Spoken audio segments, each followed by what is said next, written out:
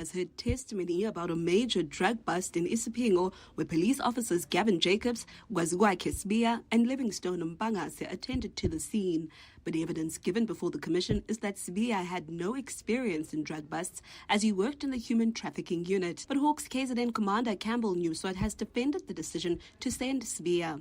I did not see that as a concern to me because he had to learn.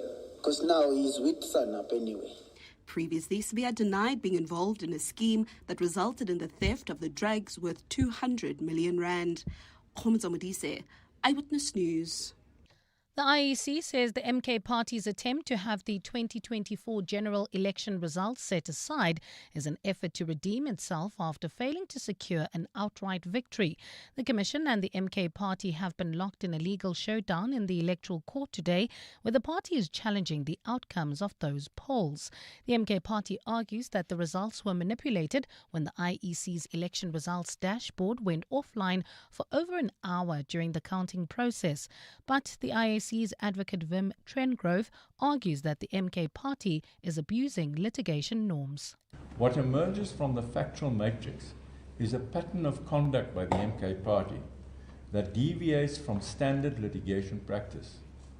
Central to the assessment is the MK Party's awareness of the prior unsuccessful application before the Constitutional Court.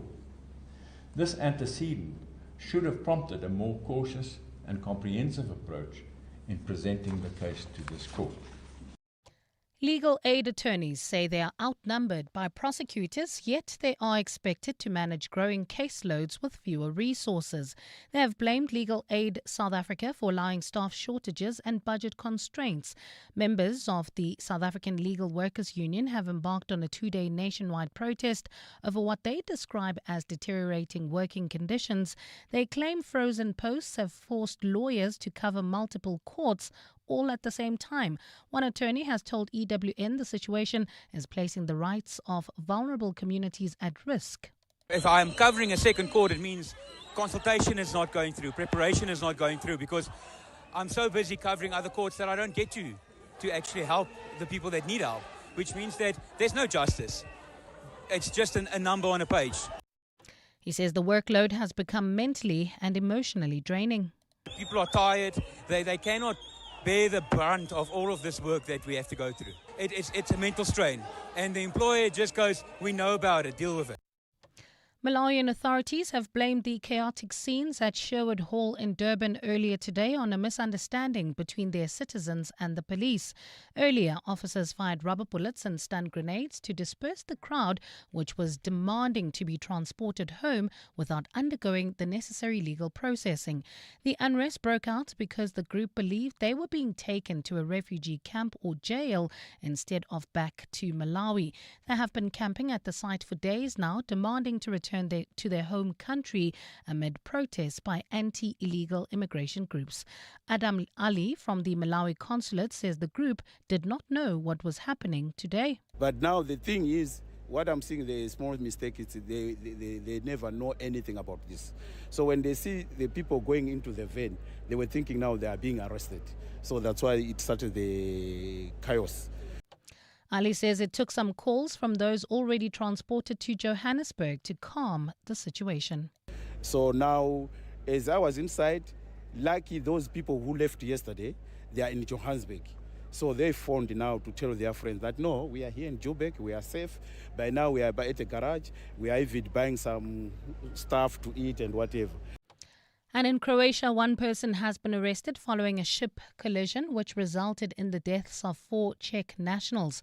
On Sunday, a catamaran carrying more than 100 people hit a French-flagged sailboat. Police say the man arrested was a crew member of the catamaran and is suspected of committing a criminal offence against traffic safety. The recovery of the sunken sailboat has not yet started, and experts say it will be a very demanding operation. The investigations into the cause of the accident will be led by the Regional Prosecutor's Office and the National Air, Maritime and Rail Accident Investigation Agency. Gold is trading at $4,334.58 an ounce. The rand is at 16.18 to the dollar, 21.71 to the pound, 18.87 to the euro, and Brent crude oil is at $79.38 a barrel.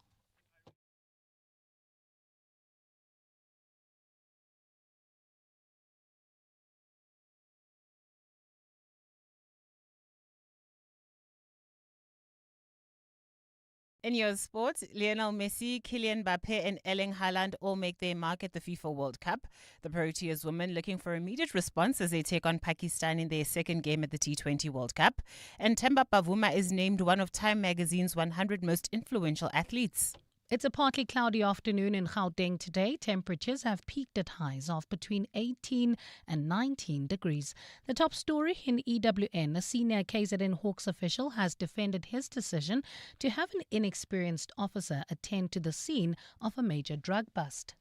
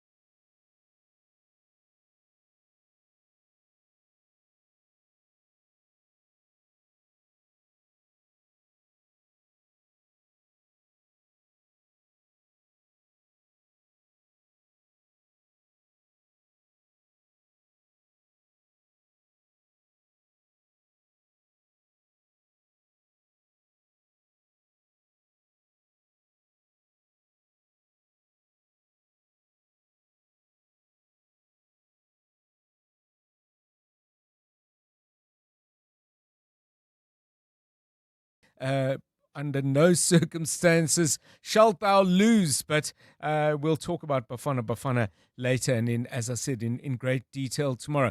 But the great thing about the World Cup, I think, is the fact that you just get to see all these players that you just don't know, and these teams you've never seen in action. I've been hugely impressed with a number of teams I've seen. Senegal, for example, lost last night to France, but boy, did they play some fabulous football, and did they grow, but zero sense that they were up against a giant. If they did, they thought, well, hey Goliath, my name is David. But I'm interested to know, apart from Bafana, what teams are you enjoying? What teams are you getting right behind? What teams do you really hope will succeed and triumph?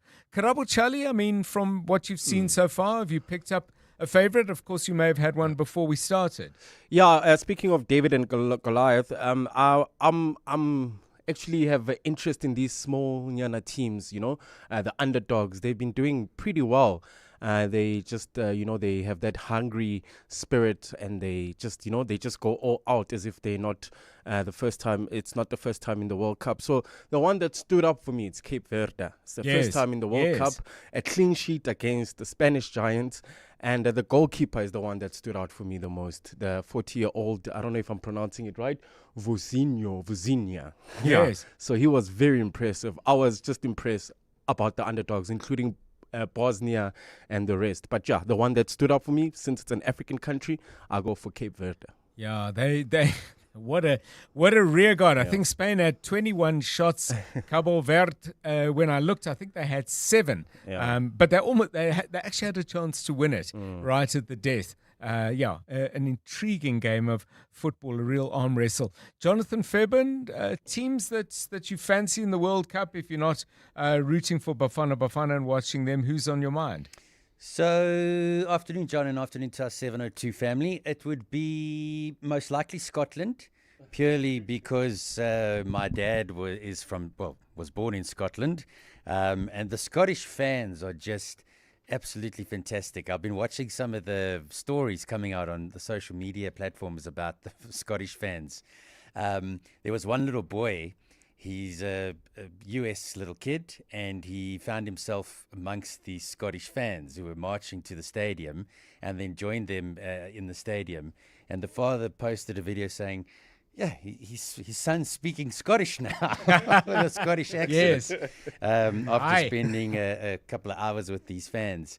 So from that point of view, they're fantastic. And I mean, I also saw most of the bars in the area in Boston where they are have been completely emptied in terms of the beer that they're drinking. So I would go for Scotland, not because they play particularly wonderful football or anything like that, just because there's some of my roots there.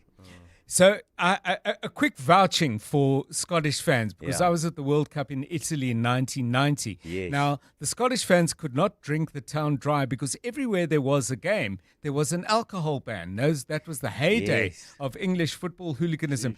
But the Scottish fans were fabulous. Now, the game I saw was in Genova. They lost 1-0 to Costa Rica, and I was traveling. It would have been on a train or a subway bus, I can't recall, with some Scottish fans, and I was commiserating. And I said, I thought, there was an incident. I said, I thought you should have had a penalty. I said, we'd have missed it. They just had a dry, wonderful. They were fabulous fans to hang out with, as were the Irish, as were fans of many other countries. Maybe you've got a World Cup story of your own, by the way. Not so much from our World Cup in 2010, but if you ever traveled to the World Cup, feel free to tell us whatever story comes to mind. 072-702-1702 and your favorite team or favorite teams if you've got them. And it's possible during a World Cup to have a whole lot of crushes, by the way. We're not going to expect you to send your credentials as to why you're particularly enamored with France, for example. If you're picking up some crushes and having some flings, we want to hear about those as well. 3:19, let's find out what's happening in the traffic. Yes, John. Well, at this stage in Irene, we still have bumper-to-bumper traffic approaching the intersection of Nalmepius Drive and Main Road, while in Bryanston, accident scene N1 South before Winnie Mandela Drive causing delays all the way from Rivonia Road, while in Protea Glen, Soweto. Slow-moving traffic N12 westbound. That's between the R554 Abu Bakr Drive and the R558. Look out for those faulty traffic lights in four ways at Winnie Mandela Drive and Monte Cassino Boulevard. If you come across any other traffic issues, kindly WhatsApp us on 072 702 1702. The Midday Report with Mandy Wiener. Weekdays, 12 p.m. to 1 p.m. What if he doesn't agree with Jordan Hill-Lewis? We'll see a very big clash, and there will have to be deliberations between the parties that close the balance again between the clause in the Constitution that says that the President is ultimately his decision who serves in power. Believes anything the President doesn't agree with. I'm sure there will be consultations and attempts to agreement. Professor Susan Boyson. The Midday Report with Mandy Wiener. Weekdays, 12 p.m. to 1 p.m. only on Cape Talk. Join the conversation. What if the problem you face became the business that changed everything? That's what Nedbank Business Ignite on 702 is all about, with this year's theme, My Pain, My Purpose, My Solution. We're calling on small businesses that turned real challenges into powerful ideas. You could win 200,000 Rand in cash, plus mentorship, business support, and tools to help you grow sustainably. Enter the Nedbank Business Ignite on 702 now at primemediaplus.com or igniteyourbusiness.co.za. See money differently. Nedbank, an authorized FSP and registered credit provider. T's and C's apply. Take control of your equipment, your billing, and your revenue with PumaTech. Built for all sized businesses in rental, construction, scaffolding, plant hire, and mining. PumaTech gives you real-time, on-site visibility of everything. Your equipment, your materials, across sites, yards, and branches. Simplify stock control, reduce losses, and manage your billing. All in one powerful, locally built platform. PumaTech. Know where everything is. Ready to take the next step towards your future? Study with one of Africa's leading distance learning institutions. Whether your interests lie in agriculture and environmental sciences, business and management, accounting, humanities and communication, or law, policing and criminal justice, UNISA offers a range of selected qualifications. Why wait until 2027? Applications for the 2026 academic year are open until 17 June 2026. Visit unisa.ac.za/apply. UNISA, define tomorrow. Let's hear from Al, owner of Johnson's Cable, why it pays to switch to OUTsurance Business Insurance. I thought it was going to be difficult to switch to OUTsurance Business Insurance. Switching was so quick and easy. I'm happy with the premium that I'm paying now. For electrical, tradesman services, and all other businesses, get a quote today and see why it pays to switch to OUTsurance Business Insurance. Visit outsurance.co.za or call 08600 60,000 today. Licensed insurer and FSP. TCs and information online. Durban is more than a destination. It's an experience shaped by passionate people and exceptional businesses. Tomorrow, catch 702 Drive with me, John Perlman, live from the 5th Durban Tourism Business Awards at the Durban ICC. From hotels and restaurants to tour operators and filmmakers, it's a night celebrating those helping make eThekwini a world-class destination. Don't miss it. Celebrating excellence in tourism live tomorrow. Brought to you by Durban Tourism on 702. This Youth Month, 702 Drive with John Perlman commemorates the youth of 1976. Let's walk the talk. John is on X At John Perlman. Right, let's find out what's happening down in Durban, in eThekwini. The Sherwood Park area has been the scene now of clashes between the police and the many Malawian nationals who are waiting to see if they are going to get a bus home. Some of them are being repatriated. Others seem to have been channeled into a process whereby their rights to be in South Africa in the first place are being examined, and if those are found to be wanting or non-existent, then they are slated for deportation, which means they get taken to Johannesburg. It's a confusing situation, and there have been quite a number of clashes about that. Let's get an update then from our EWN reporter Nhlanhla Mabaso. Nhlanhla, earlier police clashing with some people protesting in the streets. What's the state of things now? Calmer or still tense? Good afternoon. Good afternoon, John. Well, a bit calmer now because government officials have actually come up with interventions. They say they will now separate some of the crowd here and create a second site where they will actually house them. And the eThekwini Metro Municipality in this regard has provided a total of 10 buses to be able to deal with the transportation issue, but mainly to transport them from these sites to the magistrate court, where they will then have to get the deportation documents or in order to be deported outside South Africa. But earlier in the morning, what had happened was, and Malawian authorities have confirmed this, that it was really a misunderstanding of the situation. They were promised buses by the eThekwini Metro, but the buses were delaying. So police and Home Affairs Customs decided to use their own state vehicles, which the back is here, to transport these migrants to the court for the processing. But it then appears that during that whole commotion, what had happened was that these people thought their people are being arrested. Yes. Which then led to them now pelting the vehicles with stone. And these, I must mention, were more vehicles that had come in to collect. But at first, they actually let the other vehicles go because they did not see, they have sight of that. But when they had sight of the other vehicles, they pelted them with stone, triggering police officers to open fire, stun grenades, and trying to calm the situation. More police officers have been deployed here from the public order policing to maintain the situation. But we do understand that they've now deployed more teams to come with a barbed wire to now secure all the perimeters in a bid to ensure that there's access control of who comes in and who comes out, because authorities have confirmed that people are now taking advantage of the situation, some of them traveling distances as far as Ladysmith, which is over 3 hours away from here, coming here because they know if they are here, they will be receiving the assistance with whether food or transportation back to Malawi, John. So in Nhlanhla, yesterday we spoke to Warren Byrne, DA councillor in the area, and he was just talking about trying to get a handle on the numbers of people. He was saying that the crowd seems to be growing, that is gathering at the Sherwood Park Community Centre. What are you seeing today? And if you've had a chance to speak to anyone who does have some sort of handle as to whether the task at hand is actually getting bigger or whether the authorities are starting to reduce the number of people looking for help. What's your impression? What have you heard? Well, indeed, it's also, as the Premier Thamsanqa Ntuli said yesterday, that the crowds can grow and this will create a chaos for them, saying that one can never ascertain whether these crowds will grow or not, but saying that it will be an issue as time goes. And indeed, that's what we've seen. So some people allegedly arrived overnight where we are, but it seems they keep on coming in their numbers. And this is something that we've learned, particularly from these officials here, that indeed some were not here. Hence, they now want to create that barricade with the barbed wire so that they have access control of who comes in and out, because then they will be able to identify people who are bringing in their bags and who are coming here with their items to see that these are people who are not here.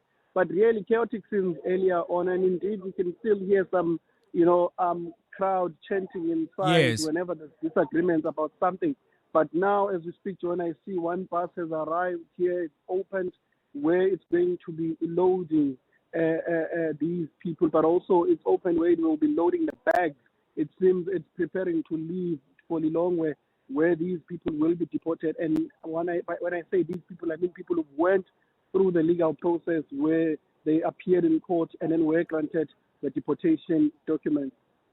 Thank you so much. Nhlanhla Mabaso. Nhlanhla out at the site in Sherwood Park at the community hall where this protracted situation is playing out in regard to Malawians in South Africa who are looking to be either repatriated. Well, I think they all came with the view of repatriation, but a separate process seems to be channeling them into, first of all, an examination of their documentation, and that process then, it would seem, changes to deportation. I'm sure we'll hear from Nhlanhla in the news bulletins and in the news headlines which are coming up in a moment. Bongani Bingwa, 702 Breakfast. Weekday mornings, 6 to 9. The president spoke yesterday. Protests against irregular migration, he says, are not necessary. It was a little reminiscent. Do you remember when the former speaker, Nosiviwe Mapisa-Nqakula, in dismissing the DA's moonshot pact, says, I'm hearing about this thing, moon. Kalendale moon, right? Is the president being a little dismissive when he says the concerns raised by disgruntled South Africans around migration are being addressed? So there's no need for any protest on the 30th of June. Nationwide demonstrations, of course, are planned by various groups to march against the presence of undocumented foreign nationals in South Africa. Is the president being a little dismissive? Bongani Bingwa, 6 to 9. On 702. Mzansi, get ready for Lotto jackpot draws. This Wednesday, you have a chance to win an estimated 24 million rand total Lotto jackpot. That is life-changing money that could be yours instantly. Catch the live draw this Wednesday at 9 p.m. on ETV and SABC. You could become SA's next multi-millionaire. Yes, you. The National Lottery. More plays, more chances, more millions. Players must be 18 years or older. Play responsibly. The National Lottery is officially operated by Sizekaya. That's Liesel, before she got naked. Liesel checked her insurance premium and got angrier than that time a teenager called her Tani. So Liesel got naked and got comprehensive car insurance and a way lower premium in seconds, all on the Naked app. There we go, Liesel. Get a car and home insurance quote now at naked.insure and see how much you can save when you get naked. Naked Financial Technology is an authorized FSP. Get naked. Keep moving through 6 a.m. call times, the rain, dirt tracks, and moving through tight deadlines. Because you move with purpose, from the first stop to the final drop. The Hino 700 truck tractor comes standard with a 6-year drivetrain warranty and advanced safety features tailored to your industry. The Hino 700 is built to fuel your business's progress. Hino, all the way. It's that time of the year. Sore throats, congestion, wet and dry coughs, pain and fever. For trusted relief for you and your family, ask your pharmacist to recommend a winter survival pack from the Adcock Ingram OTC range. With products like Medikil A, Expigen, Corenza Parac, Adconapamol, Dilinct Junior and more, we have you covered this winter. Remember, Adcock Ingram OTC, sponsors of Brave. Joburg is more than just a city. It's an energy, a pulse, and a feeling connecting everybody. The heart of Mzansi. It's Joburg. In celebration of this, 702 has partnered with Jozi My Jozi, and we're calling on you to walk through the city center with us. Walk the talk. In the 702 Jozi My Jozi Walk the Talk. Babize bonke. On Sunday, 26 July, we're going to the iconic Joburg CBD, the home of dream creators and operators, where we dominate and history make. So join us and be a part of something special. I'm ready to rock this book. Because when Joburg walks together, extraordinary things happen. Enter now on primemediaplus.com and get ready for 702 Jozi My Jozi Walk the Talk this July, hosted by the City of Johannesburg. Walk with the people, for the people, for our Jozi. Babize bonke. Enter Walk the Talk now on primemediaplus.com.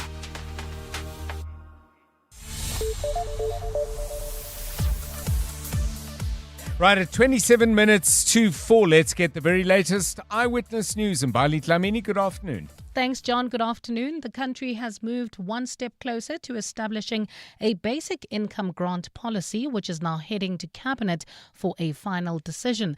Acting Minister of Social Development, Sindisiwe Chikunga, says the policy will see the introduction of a universal grant that will also replace the 370 Rand Social Relief of Distress grant.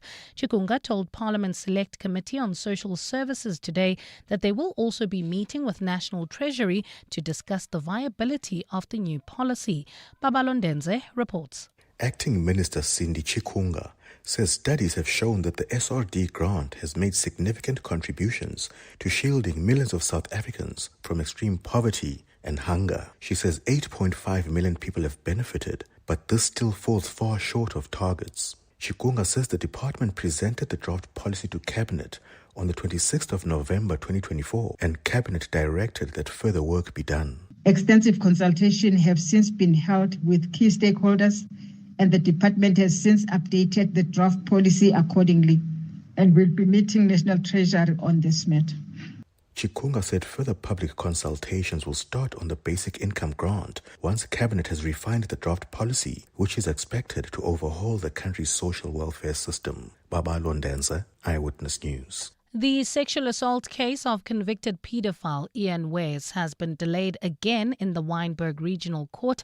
The postponement came after his lawyer requested more time to obtain a private social worker's report for sentencing arguments. Wes, a former Rondebosch Boys primary school teacher in Cape Town, was convicted in March of indecently assaulting a former learner in 1988. The case has been ongoing since 2023 and has faced several delays.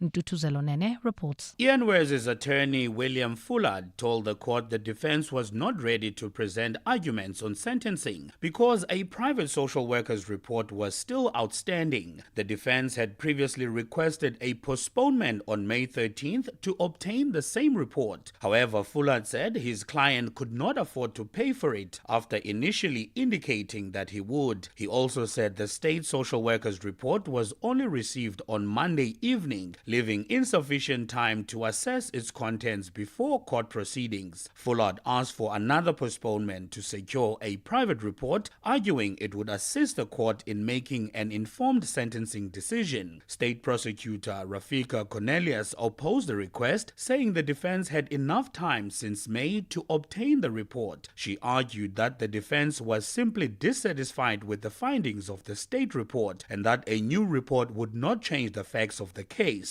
Magistrate Vanessa Miki postponed the matter to July 15 for sentencing arguments and ordered the defense to provide the private social worker's report to the state at least a week before the hearing. Ntutuzelo Nene, Eyewitness News. And in the UK, Britain's competition watchdog has introduced new rules to ensure fairness by search giant Google. The rules require Google to be fair and transparent in how it ranks search results. Google must now rank results using objective and non-discriminatory criteria and give businesses more information about how rankings work. Google has 6 months to comply with the ranking rules and 3 months for the data requirements. The latest rules follow a requirement imposed earlier this month on Google to allow UK website owners to opt out of having their content used by its AI search feature. It's a partly cloudy afternoon in Gauteng today. Temperatures have peaked at highs of between 18 and 19 degrees. Bryanston, accident scene, N1 South before Winnie Mandela Drive, causing heavy delays all the way from Rivonia Road in Protea Glen, Soweto. Bumper-to-bumper traffic on the N12 westbound between the R554 Abu Bakr Drive and the R558. And in Irene, there's still heavy delays on Nalmapius Drive approaching Main Road. A top story in EWN. The country has moved a step closer to establishing a basic income grant policy, which is now heading to Cabinet for a final decision. In the last 24 hours, this is what's happened in your world. Former DA leader John Steenhuisen is to be recalled from his job as Agriculture Minister as new party leader Jordan Hill-Lewis wields his power to make his first changes. Announcing the changes today, DA leader Jordan Hill-Lewis says they will strengthen the DA's contribution to government and give better effect to the mandate received from its 3.5 million voters 2 years ago. Since the outbreak of the disease, Steenhuisen has been in running battles with agricultural and farmers groups over his handling of the situation and taken to court over the department's vaccination campaign. EWN, in touch, in tune, and independent. Will you survive the AI revolution or thrive? Regenesis presents the School of AI, the first of its kind in Africa, powered by 100 world-class AI experts delivering cutting-edge training, consulting, and real-world AI solutions. Regenesis has embedded compulsory AI modules across all their programs and 12 of their schools, from business and law to education and technology. Join the movement now. Enroll at regenesis.net. Regenesis, one institution leading the way. That's Kefense, before she got naked. Kefense's premium went up twice last year, and she was more confused than when her ex said, "I need to find myself," and then found somebody else. So Kefense got naked. She got comprehensive car insurance and a way lower premium in seconds on the Naked app. Good for you, Kefense. Get a car and home insurance quote now at naked.insure and see how much you can save when you get naked. Naked Financial Technology is an authorized FSP. Get naked. Hi, it's Harold with Netflix Father's Day Hotline. Nicole on the line. Harold, I think my dad went into hiding ever since I bought him the meggings for Father's Day. Meggings? Leggings for men? Ach no, Nicole, the man's trying to disappear before his circulation does. You put him in a tight spot down there. I know. How are we going to make now? Well, maybe start with something loose. Something personalized like a gorgeous gown from Net Florist before the meggings reveal more than his personality, hey? The first 1,000 orders get a free box of lint chockies. Net Florist, that's easy to show you care.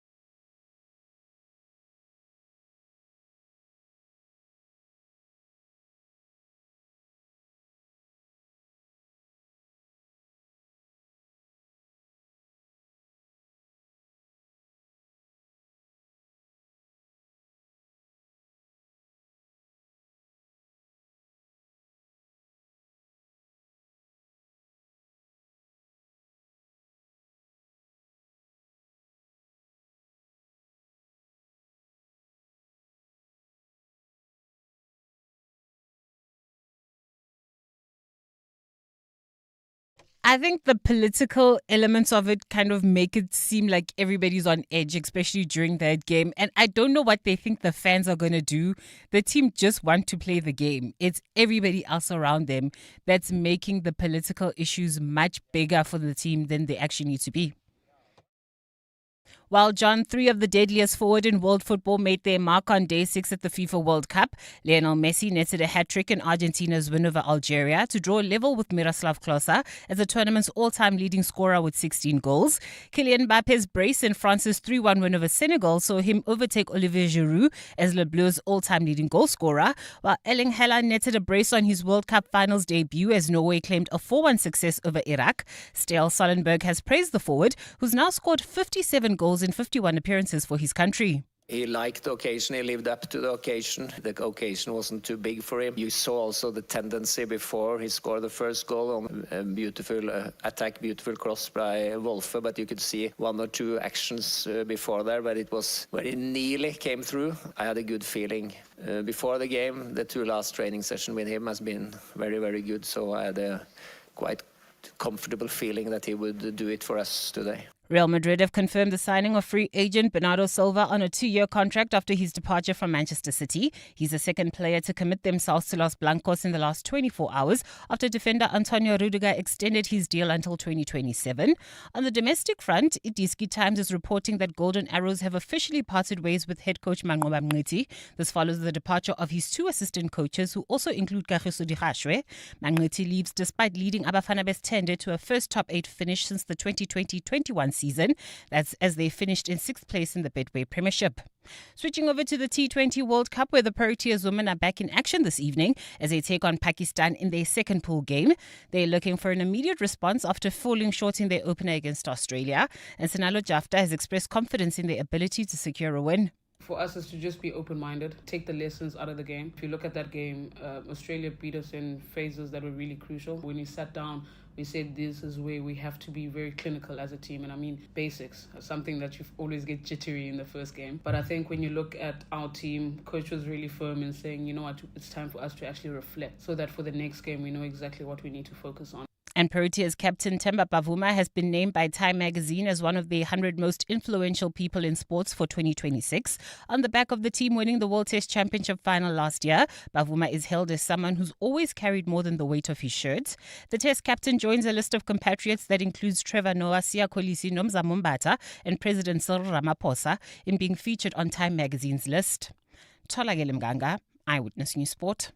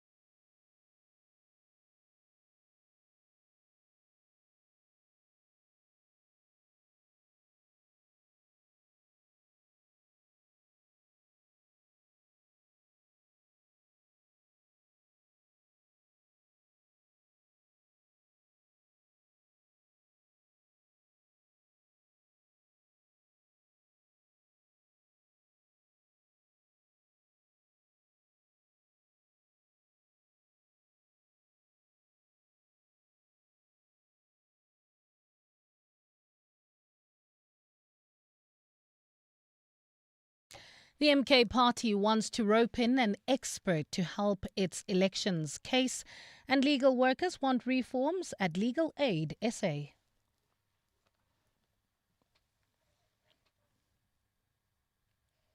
Good afternoon, I'm Bali Dlamini.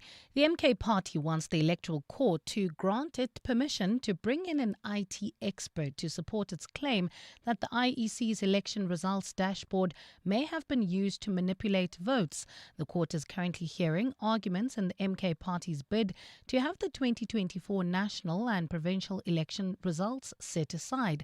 Shortly after the elections, the results system went offline for over an hour due to what the IEC described as a technical glitch, but the MK party argues the system was manipulated during that downtime, resulting in a reduction of the party's vote share. Alfa Ramushwana reports. The MK party has submitted an application in the Electoral Court seeking to have its matter referred for oral evidence. The party intends to call an IT expert to testify on the implications of a live election results system going offline for 2 hours. The expert is expected to support the party's claim that the system was manipulated during the period. The party's lawyer, advocate Tabani Masugu, says the IEC owes the country an explanation. So when the IEC has considered that there was a systems failure for 2 hours, it was caused by their conduct, and they cannot assure the public that after intervention in that system, what they needed to correct was corrected. He argues that the IEC's explanation that it was a mere technical glitch is insufficient and expert evidence is needed for a more reliable explanation. Alfa Ramshwana, Eyewitness News, Johannesburg. Protesting legal workers have given Legal Aid South Africa 10 days to respond to demands listed in a 17-page memorandum. The members of the South African Legal Workers Union are staging a 2-day nationwide protest, which started today. The union says years of budget cuts have left lawyers overburdened, courts under-resourced and staff battling both heavy workloads as well as mental health strain. The protest has already caused delays and postponements at the courts that depend on legal aid services. Dimakato Lishoro reports. The union is demanding the reversal of several decisions, including a 60-year age limit for staff, action in heavy caseloads, and an end to the freezing of posts. Protesters directed their frustrations at Legal Aid Board Chairperson Judge Nobulawo Mbele, who was not present when the Legal Aid Board CEO and Deputy Chairperson accepted the memorandum. They accused Mbele of refusing to approve performance bonuses and of accepting budget cuts imposed on legal aid by the department. Union President Andile Mavata. We are not impressed with the conduct by both the Minister of Justice and Chairperson of the Board.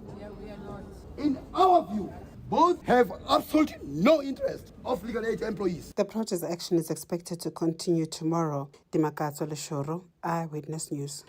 Malawian authorities have blamed the chaotic scenes at Sherwood Hall in Durban earlier today on a misunderstanding between their citizens and police. Earlier, officers fired rubber bullets and stun grenades to disperse the crowd, which was demanding to be transported home without undergoing the necessary legal process. The unrest broke out because the group believed that they were being taken to a refugee camp or to jail instead of back home. They have been camping at the site for days now, demanding to return to their home country amid protests by anti-illegal immigration groups in South Africa. Adam Ali from the Malawi consulate says the group did not know what was happening today. But now the thing is, what I'm seeing, the small mistake is they never know anything about this. So when they see the people going into the van, they were thinking now they are being arrested. So that's why it started the chaos. South Africa's retail sector saw a slowdown in April. According to figures released by Stats SA, retail trade sales increased by only 1.3% in April, slowing down from March's 2.6% gains.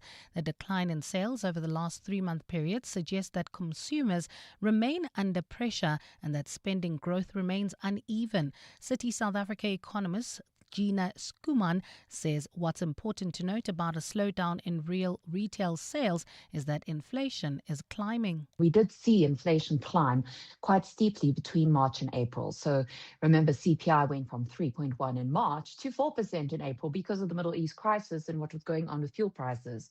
This is also probably why you can put some of the slowdown down to the immediate effect of CPI, because immediately people have to pay more for transport. So that would have already have eaten away at consumer incomes for the month of April. And the United States has announced a decision to halt copper imports from a Chinese-owned mining firm. The company, operating out of Serbia, has been accused by the U.S. of forced labor violations. The U.S. Customs and Border Protection says the firm breached workers' rights by withholding wages, intimidating them and restricting their movement. The firm, which employs more than 6,000 people, was established in 2018.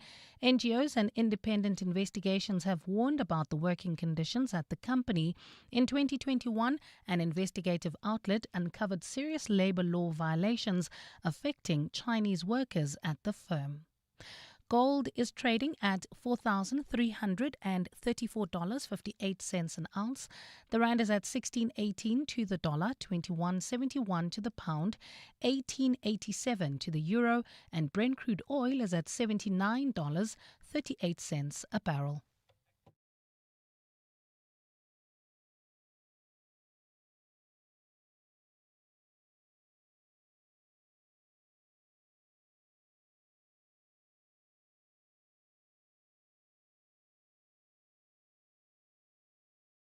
In your sports, Lionel Messi, Kylian Mbappe and Erling Haaland all make their mark at the FIFA World Cup. The Proteas women looking for immediate response as they take on Pakistan in their second game at the T20 World Cup. And Themba Bavuma is named one of Time magazine's 100 most influential athletes. A fine start to the day tomorrow in Gauteng, later becoming partly cloudy. Johannesburg drops to overnight lows of 7 degrees, peaking at 17. Pretoria, 9 and 19, and Vereeniging 6 and 17 degrees. The top story in EWN this hour, the MK party wants the Electoral Court to grant it permission to bring in an IT expert to support its claim that the IEC's election results dashboard may have been used to manipulate votes.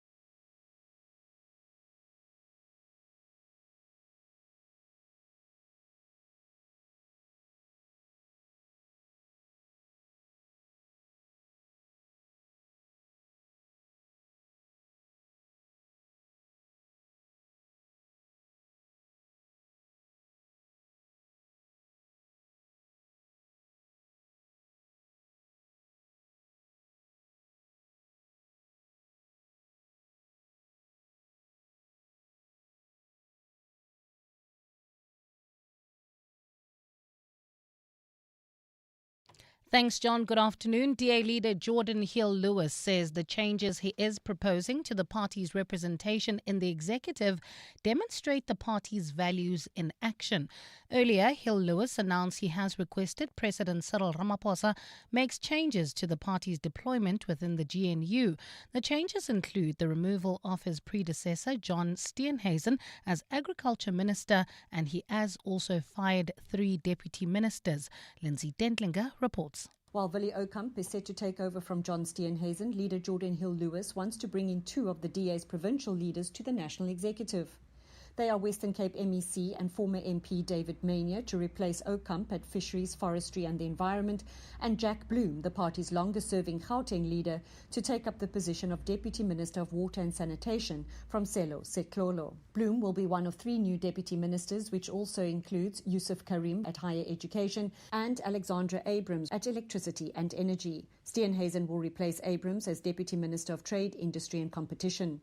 Hill Lewis says positions in the executive are not an entitlement. Every representative of the DA who serves in government does so to advance our mission of growing the economy, creating jobs, fighting corruption, and delivering the DA difference to all South Africans. Presidential spokesperson Vincent Magwenya has confirmed Hill Lewis's discussions with the president on Monday, whom he says is applying his mind to the DA's request. Lindsay Dentlinger, Eyewitness News. The Durban High Court has allowed the joint business rescue practitioners of Tongaat Hewlett to withdraw the company's provisional liquidation application. This on the day the KwaZulu-Natal High Court was to reconvene to hear arguments. The practitioners with the Industrial Development Corporation and Vision Group have concluded a binding agreement that provides a pathway to preserve Tongaat Hewlett's trading operations. Anelita Fandese reports. The business rescue practitioners said 2 requirements had needed to be fulfilled to consider withdrawing the application. The first was securing sufficient liquidity to support Tongaat's ongoing operations, and the second was concluding a transaction to achieve the adopted Vision Business Rescue Plan. After the binding agreement with the other parties, the practitioners are satisfied sufficient progress has been made to justify the withdrawal of the liquidation application and for the implementation of the adopted business rescue plan to proceed. Anelita Fandese, Eyewitness News. And in the DRC, authorities are searching for a 6-year-old Ebola patient and her mother. It's understood armed men stormed the hospital where they were being treated. Ebola treatment facilities have come under attack multiple times during the ongoing outbreak, in which almost 200 deaths and 840 cases have been confirmed. The BBC is reporting that it's unknown at this stage whether the men were known to the child or mother or not. A fine start to the day tomorrow in Gauteng, later becoming partly cloudy. Lows of between 6 and 11 degrees and highs of between 17 and 19.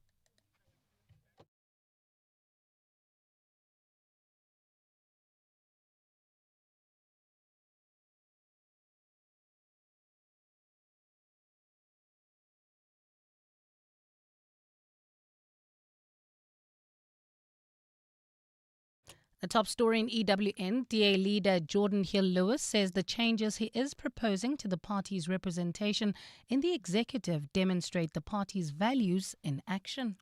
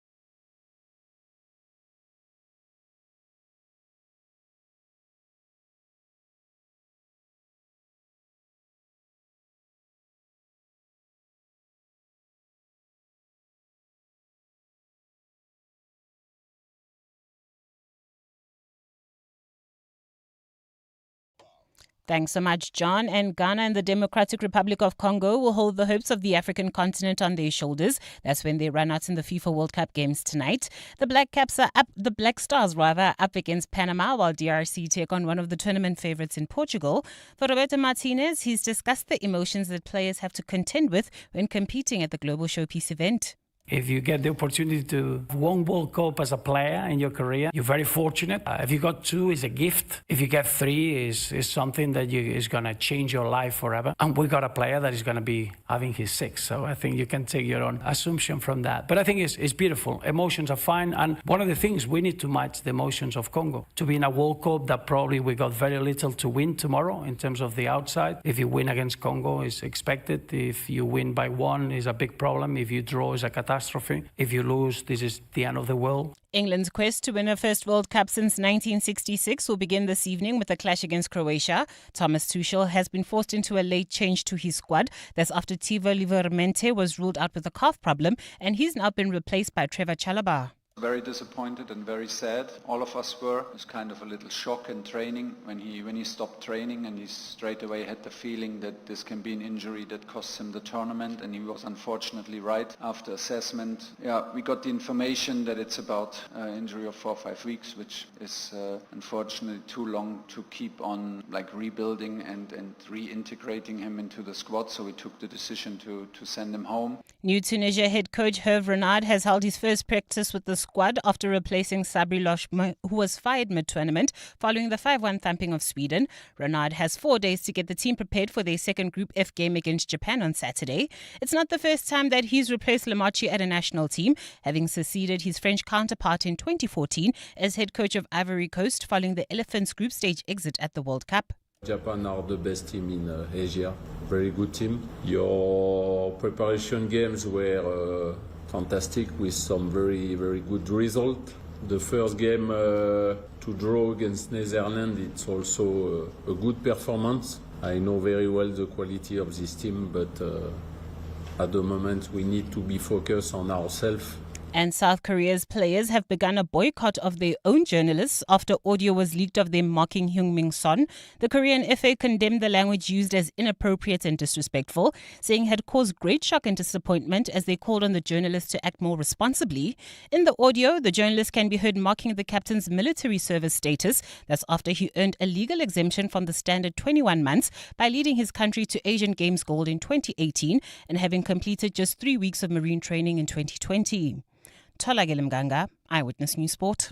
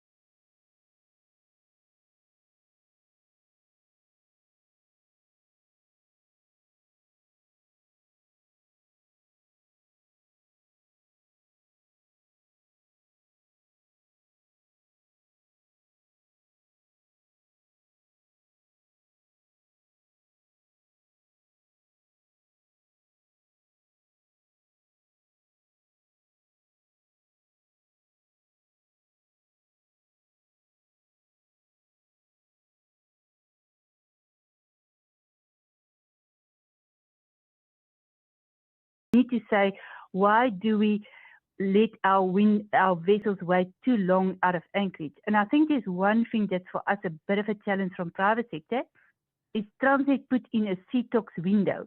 So it's like a doctor's appointment. Right. You can only bring the vessel in when it's your slot. If it's not your slot, you must wait outside and you must hang outside in the waters. And that's what the AIS indicator picks up. But it's not necessary that you can come in and that you can bring your vessel now to anchor. So yeah, there's definitely things that we can work on, but I think we will only be able to work on that if we've got the full data set and we take hands with Transnet, with the government and with the World Bank and say maybe we need a technical review because this index is running now for 5 years. Yes. And we think there's commercial value, as I said, that's been attached. And we have the responsibility to make it right. We can't just criticize, but we can give our input to make sure that it's a better, cohesive or coherent approach of the logistics network.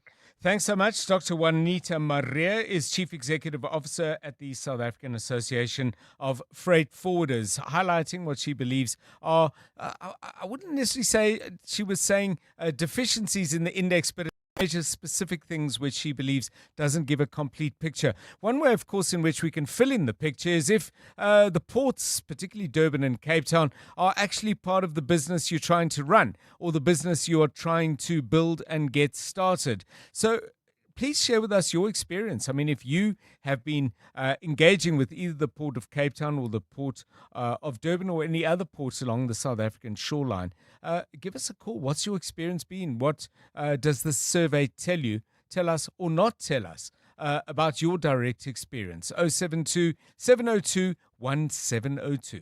Bongani Bingwa, 702 Breakfast. Weekday mornings, 6 to 9. The president spoke yesterday.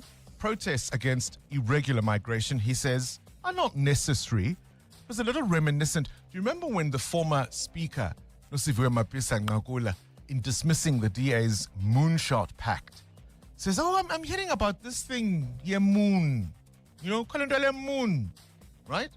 Is the president being a little dismissive when he says the concerns raised by disgruntled South Africans around migration are being addressed? So there's no need for any protest on the 30th of June. Nationwide demonstrations, of course, are planned by various groups to march against the presence of undocumented foreign nationals in South Africa. Is the president being a little dismissive? Bongani Bingwa, 6 to 9 on 702.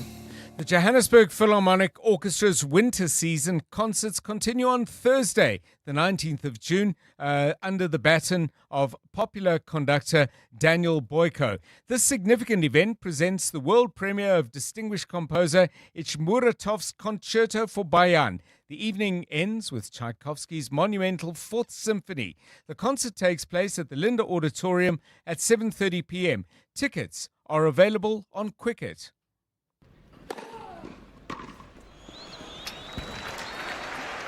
Sure, they aced it.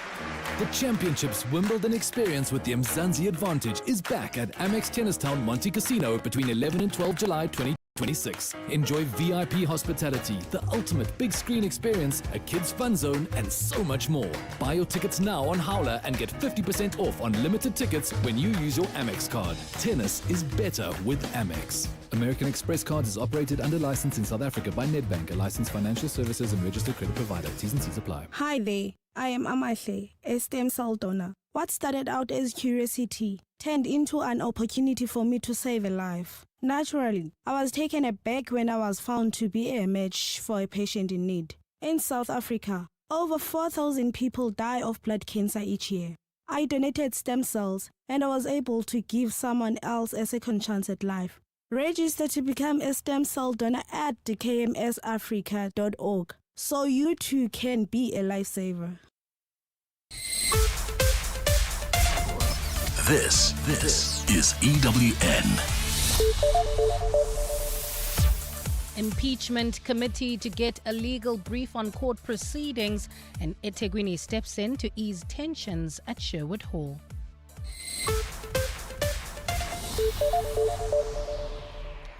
Good afternoon, I'm Bali Dlamini. Parliament's Impeachment Committee will meet tomorrow to consider President Cyril Ramaphosa's attempt to interdict its proceedings. Political parties have been debating the matter again today as they look to finalise amended rules for a Section 89 inquiry. The committee is charged with determining whether Ramaphosa breached the law in connection with the storage and theft of US dollars from his Palapala farm in 2020. The Madlanga Commission has expressed concern over the answers given by a senior KZN Hawks official about a multi-million rand drug bust and his so-called arm's-length approach to the investigation. Campbell Newswa, the Provincial Commander for Serious Organised Crime Investigation, has been facing tough questions on how 200 million rands worth of cocaine was stolen from police storage in November of 2021. Today he confirmed that he suggested that the consignment be stored at the Hawks' Port Shepstone offices, but he says he believed the strong room at the facility could not be broken into. Khomotso Modise reports. Brigadier Campbell Newswa has told the Madlanga Commission that he was shocked and skeptical when he learned that the strong room at the Port Shepstone Hawks office had been broken into. But he says he did not vocalize his skepticism. Commissioner Sesi Baloyi has pointed out that because of the role that he played in the drug bust and deciding where the drugs are stored, Newswa would be considered one of the suspects. But for some reason, he played an arm's length role during the investigation. It creates a disquiet about it. That when something so serious, someone so senior is content, is testifying to say, well, once the stuff was stolen, I left it to others and it had nothing more to do with it. Yes, I do understand. Newswa was placed on precautionary suspension last month in connection with the poor storage and subsequent theft of the drugs. Khomotso Modise, Eyewitness News. The eThekwini municipality in KZN has stepped in to ease tensions at the Sherwood Community Hall, where a group of Malawian nationals have been camped following protest action. The Metro says it will create another site to shelter the undocumented migrants in the city. This morning, chaotic scenes played out at Sherwood Hall, with police firing stun grenades and rubber bullets to disperse demonstrators. eThekwini Mayor Cyril Xaba says the city will continue to help with the group's repatriation. To facilitate the relocation of people from Sherwood to the drive-in site, eThekwini municipality has deployed 10 buses. 4 of these buses will operate continuously between Sherwood, the drive-in site, and the magistrate court to support processing and deportation activities.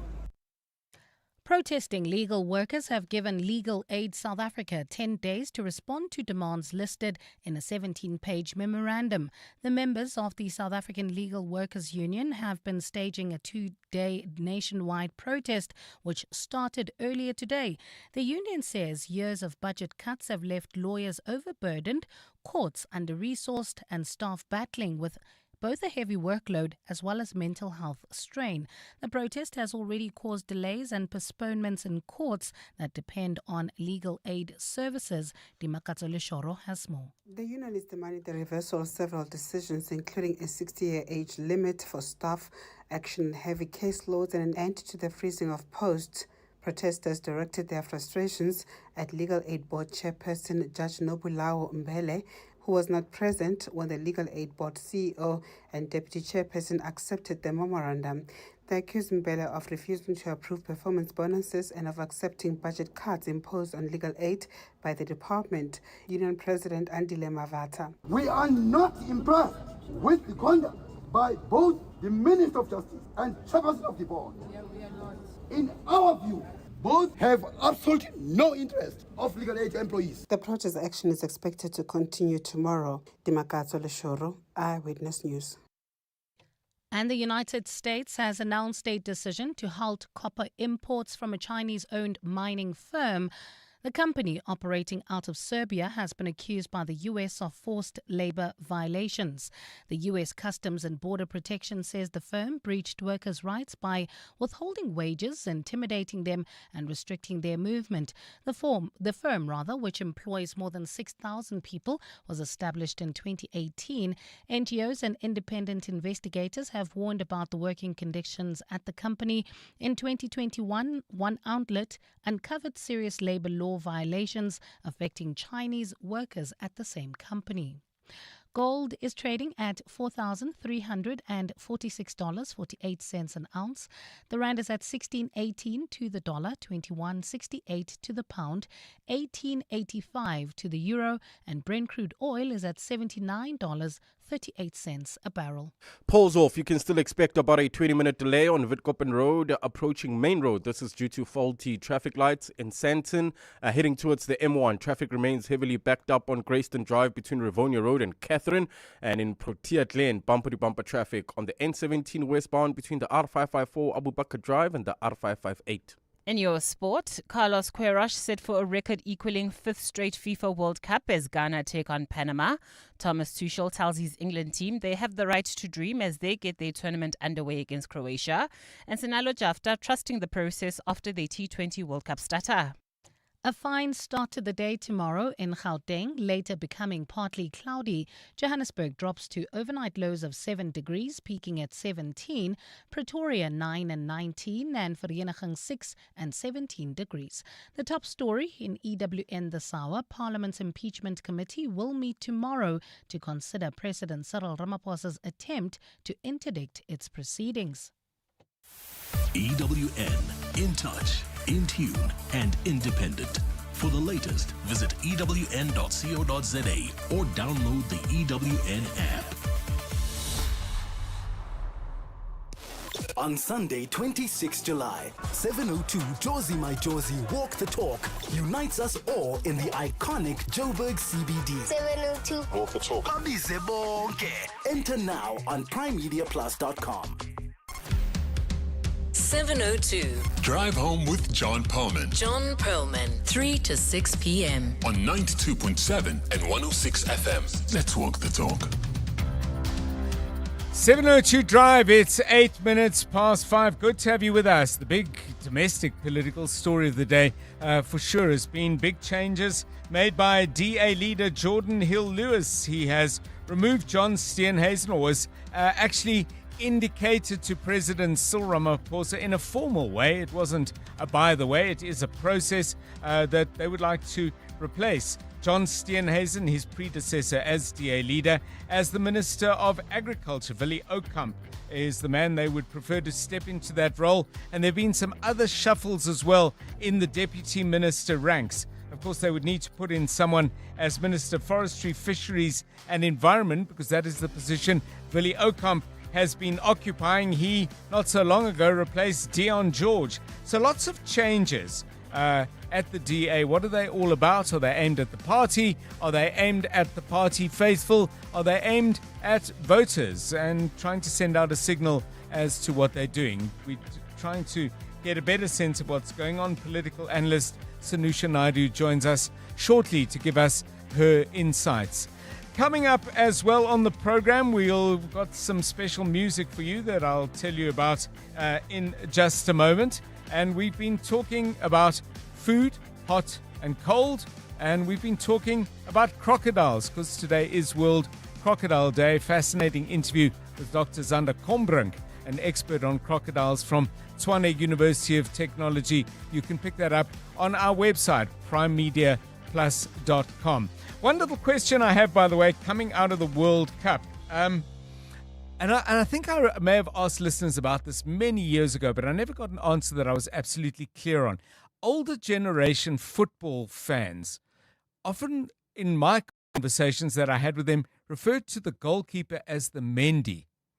Now, last night, Senegal had as their goalkeeper a Mendy, whose name is Mendy, Edouard Mendy. Now, I don't know if there's any clues in Senegal, I suspect not. But if anyone can update me on the Mendy thing, Karabo Charlie, I don't know. Do you have a clue for me, but do you recognize the term? Yes, no, definitely. Okay. Yeah. But then I don't know where it comes from and where it derives from. All right. We'll see if anyone can help us with that. 072 702 1702, inspired by, I thought, the excellent performance of a Mendy named Mendy. Let's see if anyone can tell us where we got the term. 10 minutes past 5.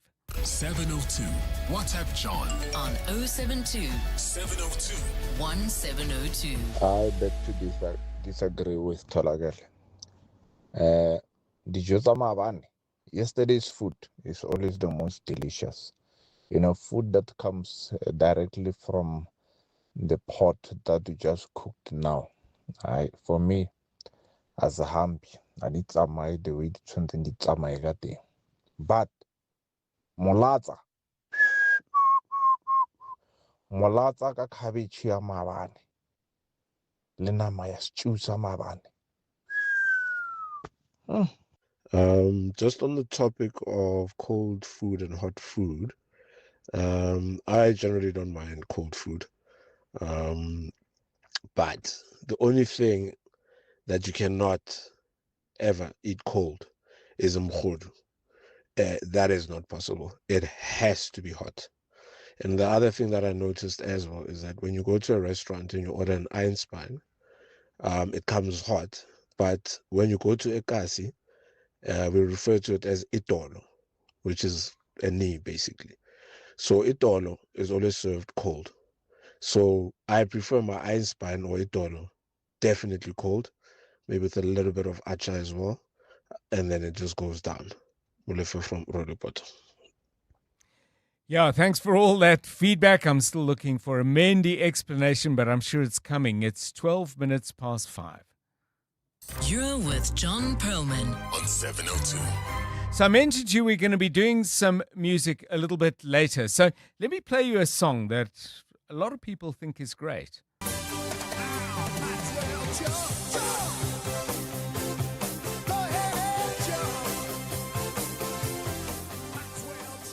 The sounds of Van Halen. Now let me play you a song that I think is fabulous.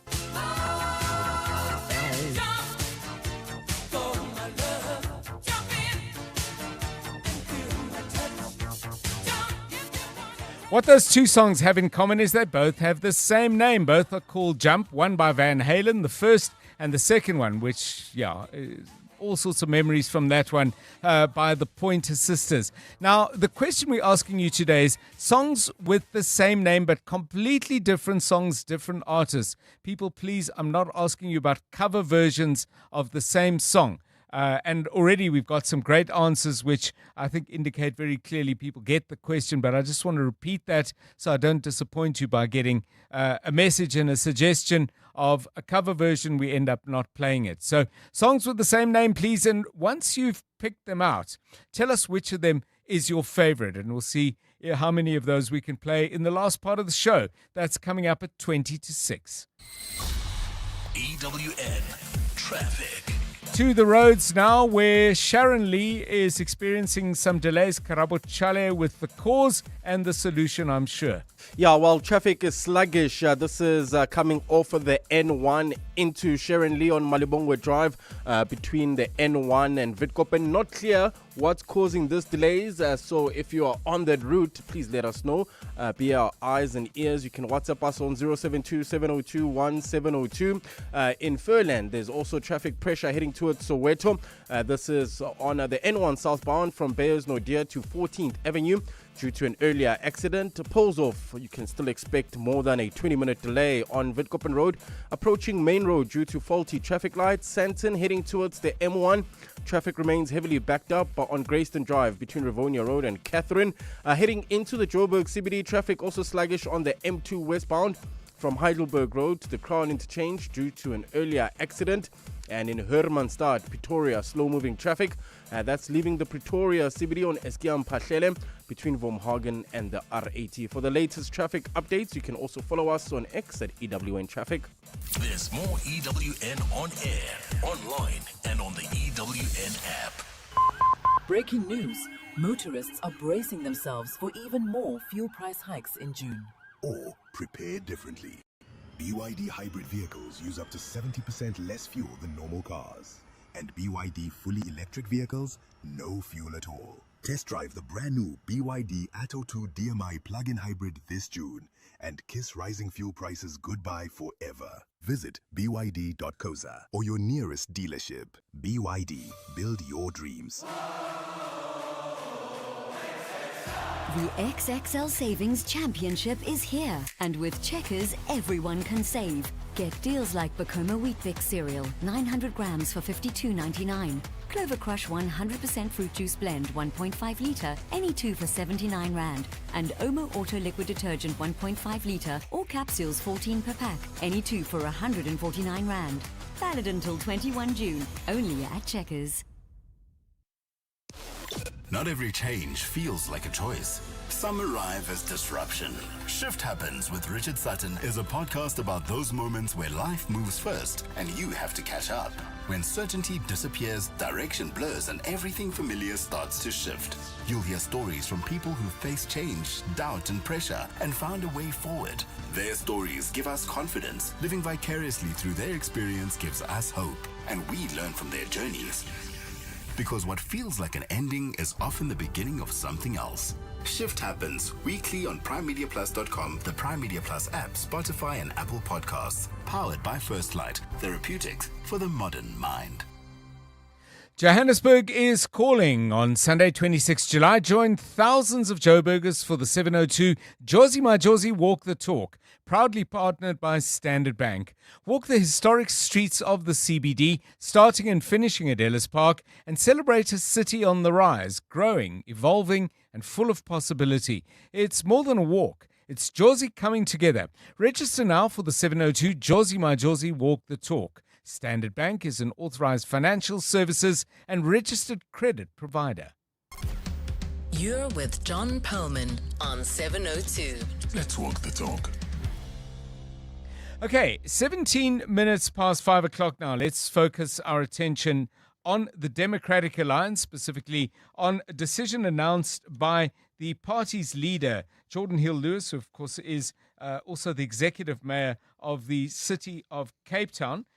He has indicated that he has approached President Cyril Ramaphosa to remove John Steenhuisen, his predecessor as DA leader. As Agriculture Minister, he'll be replaced, if this all happens, by Willie Okamp, who is currently Minister for Forestry, Fisheries and the Environment. I may have got those the wrong way around. And there are some other changes that have been proposed as well. In regard to deputy ministers, just know that technically deputy ministers are not regarded as members of cabinet. But moving into the cabinet would be David Mania, who steps into environment in Willie Okamp's place.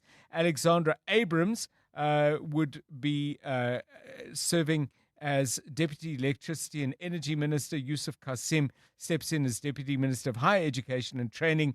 And Jack Bloom, who served many years in the Gauteng legislature, particularly focused on matters of health, will now be Deputy Minister of Water and Sanitation. So what's going on? What is the purpose of this? We did invite Jordan Hill-Lewis and indeed the DA to come on and give us some insights into why the party leader is doing what he's doing, but we were unable to get anyone on. I'm sure in the course of the week, 702 will get some of those interviews. Sanusha Naidu, political analyst, though, has a keen eye on various political developments, including this one, and joins us now. Sanusha, welcome, and thanks very much for giving us your time. What do you make of this? Good afternoon, John, and good afternoon to the listeners.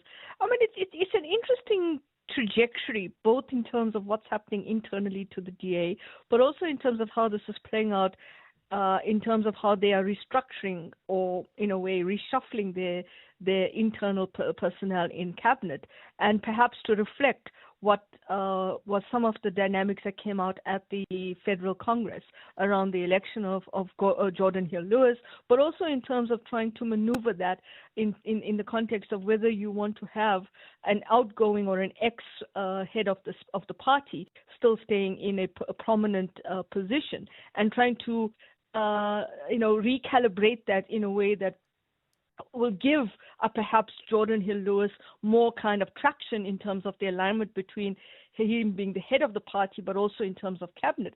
But also bearing in mind that it links up to some of the dynamics in terms of perhaps reflecting where the party wants to see itself, not just in 2026 in terms of local government elections, but also a kind of posturing towards 2029, because the indication from Jordan Hill-Lewis is that he will probably go into cabinet in 2029, and so this kind of makes an interesting trajectory. But I think we can't ignore the elephant in the room, and that is the kind of political dynamics that have surrounded John Steenhuisen. And I think, if I'm not mistaken, he will be demoted to a deputy minister of trade, and that's the recommendation. Yes, to absolutely. Trade and industry. Yeah, because trade and industry is not in currently in none of it's in the DA's gift as such, because it has to go through the president. But no, Parks Tau holds that position, so it's a very interesting situation indeed. And if I may just pick up on that point, remember the previous DTIC deputy minister was, I think it was Alan Whitfield? Yes.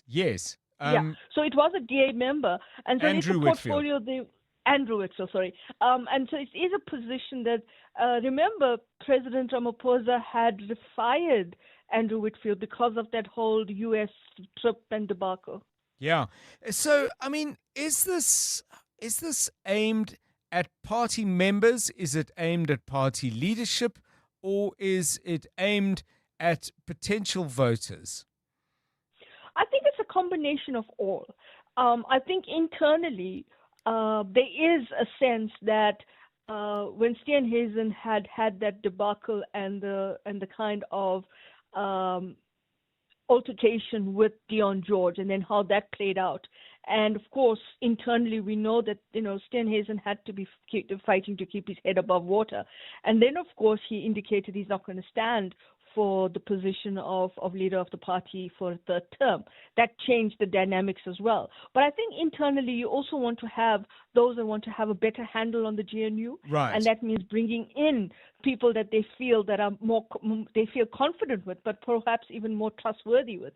And the challenge, I think, that represents for the party is how do they bring that in? I think you can't ignore the kind of internal party dynamics around the old guard, a kind of Nova guard, and where this factionalism lies within that space. And I think whilst they still have a handle in terms of Serapin being in the National Treasury, being in finance as one of the deputy ministers, it would be interesting as well in terms of how they are trying to maneuver this in the context of where the party wants to go. And of course, remember that Steenhuisen's portfolio was a very controversial portfolio. He has been criticized for not managing his portfolio well. There has been the tension around the wildlife captive breeding issue and questions around that. So I think they'll want to maintain that constituency because there have been challenges. There's a court case as well that ruled against him in terms of the managing of that portfolio.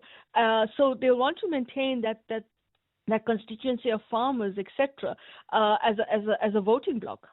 Yeah, and just finally, what does John Steenhuisen do next, if anything? Does he simply carry on, take up his new position, and deal with it? I think he would. I mean, this is purely speculative, but once you've been a minister, I mean, I don't know if you it's a demotion in a sense where you're going down to deputy minister.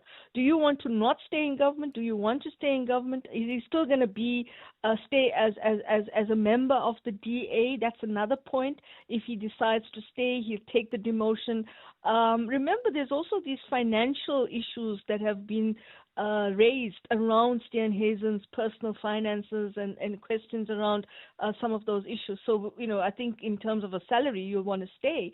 Where does he go? What does he do? So I think those are some of the dynamics that you look at. Yes. But I think, for somebody who I think would have to think about where does this all lead to in terms of what does it mean now? I'll take the recommendation. I'll stay in government. I'll serve out my term until 2029, or if not, if there's something else. and then use that as a way to see where my horizons are after 2029. Thank you so much, But I think- Sanusha Naidu, political analyst, joining us on 702 Drive. It's 25 minutes past 5. The Midday Report. Weekdays, 12 to 1. What if he doesn't agree with Jordan Hill-Lewis? Well, then we'll see a very big clash, and there will have to be deliberations between the parties that close the balance again between the clause in the Constitution that says that the President is ultimately his decision who serves in power. Believes anything the President doesn't agree with. I'm sure there will be consultations and attempts to agreement. Professor Susan Boyson.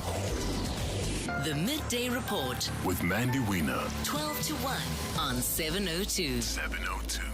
Outsurance knows that when it comes to insurance, trust isn't built on clever advertising and promises. It's built on how fairly an insurer pays claims. The Ombudsman, an independent body that rules on complaints, confirmed in their 2025 annual report that Outsurance had the lowest overturned ratio of complaints received.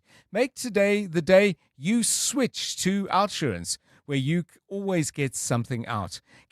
Call 08 660,000 or visit outsurance.co.za today. Licensed insurer and FSP, TCs and information online. Johannesburg Water advises residents of planned maintenance by bulk supplier Rand Water from 29th May to 2nd June and again on the 17th July as part of its annual winter maintenance program. During these periods, Johannesburg water systems may experience low water pressure or no supply. Residents are urged to store water in advance and avoid last-minute storage, which can strain the system. Affected areas include Sandton, Midrand, Randburg, Rudaport, Soweto, Lenasia, Orange Farm and surrounding suburbs. Updates will be shared via Johannesburg Water and City of Johannesburg platforms. Brought to you by Johannesburg Water.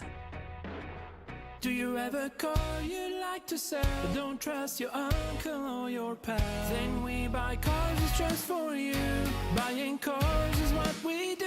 We offer service with a smile. We always go the extra mile. Use a place that you trust and sell your car to us. We Buy Cars, the easiest way to sell your car by far. It's your last chance to enter. Nedbank Business Ignite on 702 is closing entries soon. This year, we're celebrating entrepreneurs who've turned personal challenges into businesses that make a real difference. Catch 702 Breakfast with Bongani Bingwa every morning to meet the finalists and hear their inspiring stories. Go to igniteyourbusiness.co.za or primemediaplus.com to enter. You could win 200,000 Rand and the recognition your business deserves. T's and C's apply. See money differently. Nedbank, an authorized FSP and registered credit provider. EWN Business. Stephen Curtis, a very good afternoon to you. What have we got from the markets today? What have we got on the Money Show tonight? Afternoon to you, John. So oil prices just pushing up above $80 a barrel for the moment. That's possibly in that zone between kind of, I would say, 78 to kind of 83s where we're going to be for the next few days until we see that signing ceremony on Friday, if it does go ahead for that peace deal. Fuel price is a big part of our inflation, by the way. Stats SA reporting the fact that fuel and petrol and diesel went up so significantly, pushing inflation to 4.5% in May. Food inflation did drop to 1.9%, and in fact, maize meal prices dropped by 4.4%. It does suggest that there might still, on balance, be an interest rate hike, but no longer a certainty, which is what we had been expecting. And the other big story today, before I get to the numbers, Tongaat Hewlett looks like it's going to be saved. The business rescue practitioners reached a deal with the Vision Group and the Industrial Development Corporation. The IDC will buy a big part of the Vision Group. That'll all take over Tongaat Hewlett. It'll save around 250,000 jobs. We're due to speak to the IDC on the Money Show, John. I think that's going to be an important conversation this evening, just after 6 o'clock. The JSE All Share up 0.41% at 116,025 points. Industrials up 1.37. Financials up 1.37. Industrials down 1%. Resources up 1% on the day, despite the fact that oil prices pushing Tengela and Sasol both down by around 4%. Vodacom is down 3.72, and Optasia has been down most of the day as well, and one or two of the platinum miners not doing particularly well. The Vashini Group ending the day up nearly 4%. They're on a bit of a roll at the moment, and the Premier Group up nearly 3%. So they said that their headline earnings per share for the year to the end of March were up 27%.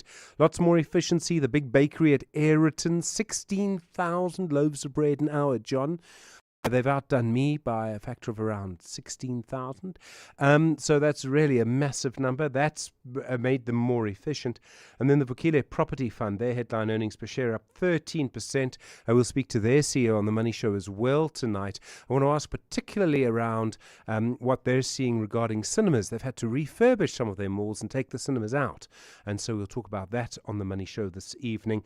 Also, we see that some of the financial shares are up strongly. So First Rand is up 2, Sanlam and Nedbank both up nearly 2% on the day. Standard Bank up 2.5%, and Pick and Pay up 1.93%. In the US, we're seeing lots of anticipation of Kevin Welsh's first meeting as chair of the committee that sets interest rates in the US. The Dow Jones is up 0.19, the Nasdaq is down 0.34, the S&P 500 is down 0.16. Lots of anticipation there, I suspect. The gold price, $4,345.28. Platinum, $1,782.12 an ounce. Brent crude, $80.41. And the rand to the dollar, 16.17. To the euro, 18.74. To the British pound, 21.66. On the Money Show tonight, all of that to come. We'll talk also, you've been talking about the DA and the reshuffle. We'll talk about John Steenhuisen as a new deputy minister, if it's all approved. At the DTIC, you know John as well as I do, I can't see him sitting down and taking instructions on BEE from an ANC minister in Parks Tower, so we'll investigate that relationship a little bit. And your shapeshifter tonight is Max du Preez. And I want to talk to him specifically about the moment on the 16th of June 1976. He says it was a moment he was in Soweto at the start of the protests. He saw the first shots being fired by the apartheid police. He says it was a moment that changed his life, but changed the country forever. I think that's going to be an important conversation. We'll also ask him if there's any hope at all for the future of journalism. Stephen Curtis, EWN Business. Well, I certainly hope he says yes. 7:02 Drive, it's 28 minutes to 6. And Bali Dlamini with the latest news. Thanks, John. Good afternoon. The country has moved a step closer to establishing a basic income grant policy, which is now heading to Cabinet for a final decision. Acting Minister of Social Development, Sindisiwe Chikunga, says the policy will see the introduction of a universal grant that will also replace the 370 Rand Social Relief of Distress grant. Chikunga told Parliament's Select Committee on Social Services today that they will also be meeting with National Treasury to discuss the viability of the new policy. Babalondenze reports. Acting Minister Cindy Chikunga says studies have shown that the SRD grant has made significant contributions to shielding millions of South Africans from extreme poverty and hunger. She says 8.5 million people have benefited, but this still falls far short of targets. Chikunga says the department presented the draft policy to Cabinet on the 26th of November 2024, and Cabinet directed that further work be done. Extensive consultation have since been held with key stakeholders, and the department has since updated the draft policy accordingly, and will be meeting National Treasury on this matter. Chikunga said further public consultations will start on the basic income grant once Cabinet has refined the draft policy, which is expected to overhaul the country's social welfare system. Baba Londenza, Eyewitness News. The sexual assault case of convicted paedophile Ian Wares has been delayed yet again in the Wynberg Regional Court. The postponement came after his lawyer requested more time to obtain a private social worker's report for sentencing arguments. Wares, a former Rondebosch Boys Primary School teacher in Cape Town, was convicted in March this year of indecently assaulting a former learner in 1988. The case has been ongoing since 2023 and has faced several delays days. Ntutuzelo Nene reports. Ian Ware's attorney, William Fullard, told the court the defense was not ready to present arguments on sentencing because a private social worker's report was still outstanding. The defense had previously requested a postponement on May 13th to obtain the same report. However, Fullard said his client could not afford to pay for it after initially indicating that he would. He also said the state social worker's report was only received on Monday evening, leaving insufficient time to assess its contents before court proceedings. Fullard asked for another postponement to secure a private report, arguing it would assist the court in making an informed sentencing decision. State prosecutor Rafika Cornelius opposed the request, saying the defense had enough time since May to obtain the report. She argued that the defense was simply dissatisfied with the findings of the state report and that a new report would not change the facts of the case. Magistrate Vanessa Miki postponed the matter to July 15 for sentencing arguments and ordered the defense to provide the private social worker's report to the state at least a week before the hearing. Ndutuzelo Nene, Eyewitness News. And in Japan, some of the firms that have been raided by Japan's watchdog commission say they will cooperate with its investigation.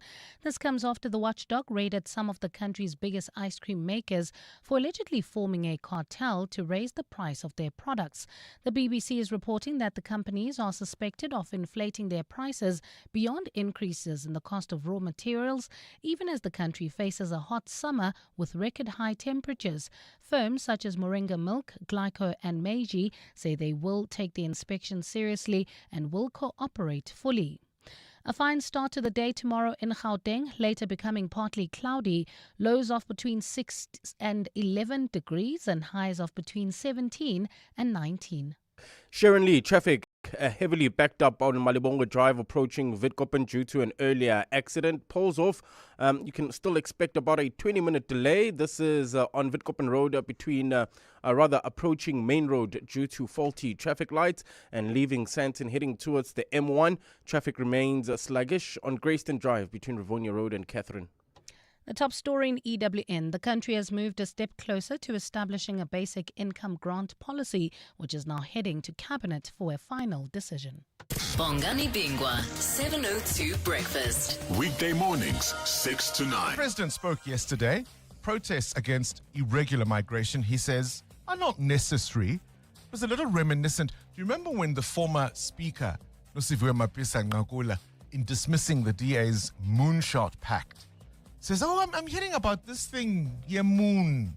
Kalendale moon. Right? Is the president being a little dismissive when he says the concerns raised by disgruntled South Africans around migration are being addressed? So there's no need for any protest on the 30th of June. Nationwide demonstrations, of course, are planned by various groups to march against the presence of undocumented foreign nationals in South Africa. Is the president being a little dismissive? Bongani Bingwa, 6 to 9. On 702.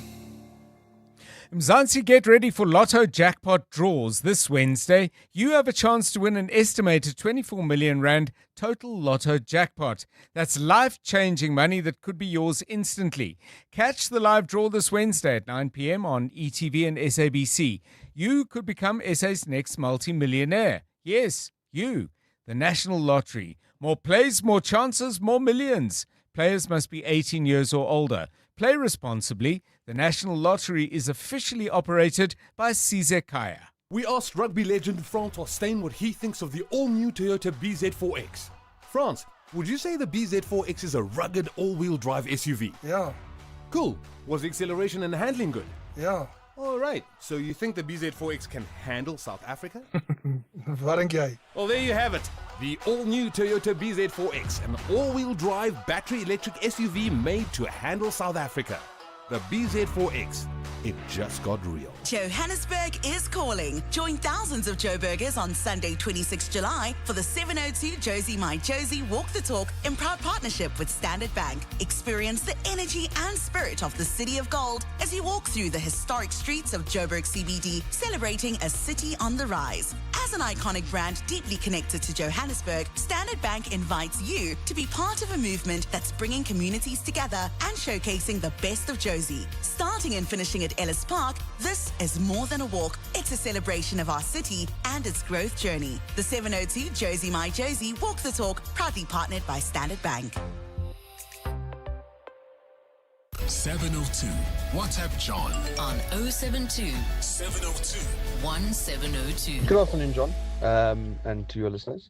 Yeah, speaking about crocodiles, I mean, I've always counted myself quite a fortunate guy to have grown up with such a fantastic influence on television, Steve Irwin.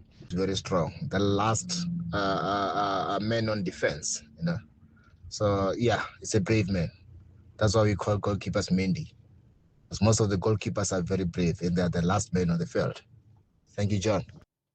Okay, well, that's one explanation. I got a different one from Paul, who says Mendy was the surname of an Orlando Pirates goalkeeper from way, way back. So that's interesting. Two very different explanations. I don't know if there's a word that sounds like Mendy that refers to bravery and so on. Anyway, we're getting there. I did ask AI.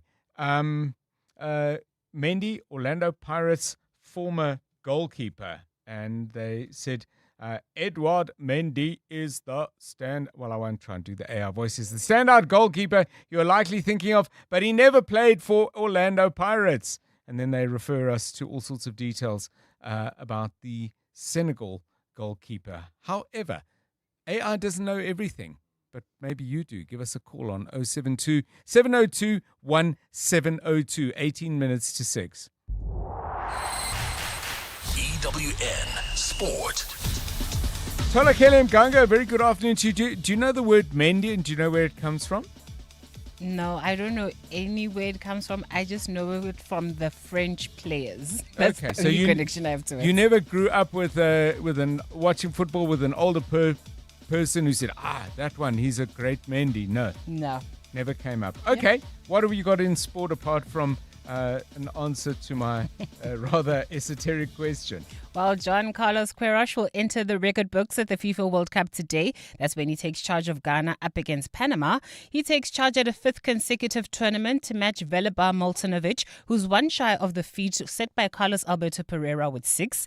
Queiroz wasn't initially scheduled to be at the North American tournament. That's until he was appointed in April following the axing of Otto Addo, who was fired after a series of disappointing friendly results. But if you only have one game, you have to take the best of that situation. We play one game, we train more. If we play more games, we train less. So at the end, the final outcome of football, it's always a mystery. We never know because there is no formula that gives you the success in football. It is what you have to do on the day. Thomas Tuchel says England have the right to dream as they get their World Cup campaign underway with the clash against Croatia tonight. The meeting is a rematch of the 2018 semi-final, while the Three Lions go into it wanting to end their 60-year wait to lift this trophy. We dream. I think we have a right to dream, but we don't want to be delusional. We know that it comes with a responsibility, and the responsibility is on the effort. We want to put the effort in and then deserve the outcome. I think no one expects us to give a guarantee that we win it. No one expects that we promise to win it. But the way we play, the way we arrive, and the way we try, I think and I hope that they can feel it and they can be proud of us.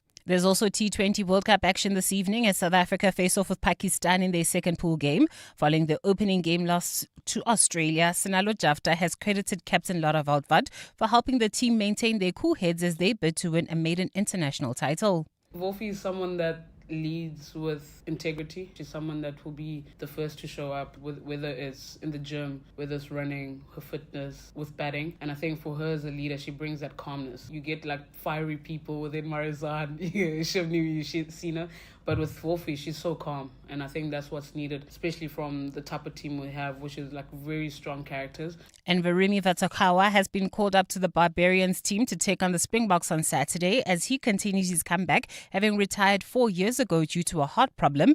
The Barbars will be captained by TJ Pereira for the game against the double world champions, while Duan van der Merwe and Warwick Galant have been named in the starting 15. Tolagile Mganga, Eyewitness News Sport. EWN Traffic.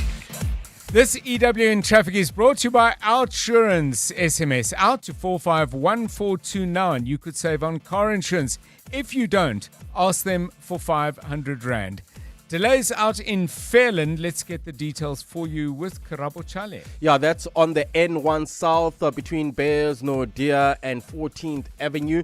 So if you are leaving Randburg, 4 ways heading towards Soweto allow for extra traveling time. There's also slow-moving traffic in Sharon Lee on Malibongwe Drive approaching Witkoppen due to an earlier accident. In Polshof, expect about a 20-minute delay on Witkoppen Road approaching Main Road due to faulty traffic lights. Hurlingham, traffic gridlocked on Republic Road between Winnie Mandela Drive and Jan Smarts. Sandton, traffic remains heavily backed up on Greyston Drive between Rivonia Road and Catherine. Heading into the Joburg CBD, expect some delays on the M2 westbound between Heidelberg Road and the Crown Interchange due to an earlier accident. Hermanstad, Pretoria, traffic remains sluggish leaving the Pretoria CBD on Eskiam Pahlele between Vormhagen and the R80. For the latest traffic updates, you can also follow us on X at EWN Traffic. There's more EWN on air, online, and on the EWN app.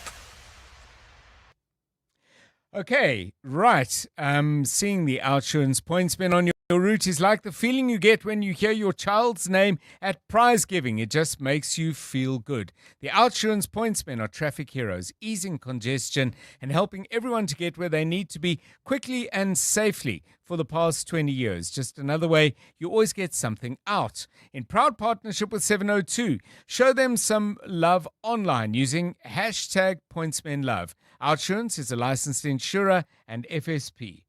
This Youth Month, 702 Drive with John Perlman commemorates the youth of 1976. Let's walk the talk. John is on X At John Perlman.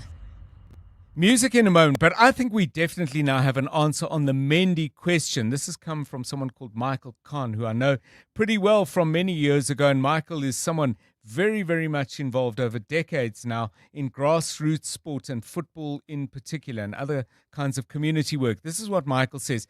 Mandy Davids was a great Pirates goalkeeper who replaced Skarasono as captain of the team. He was from Bosmont, and I know him personally. I think we have our answer. Thanks, Michael. Great to get that and get a name and a surname, and with a reference to Eric Skarasono, a time frame as well as to when he was a Pirates legend. 12 minutes now to 6 o'clock, as I said. You're with John Perlman on 702.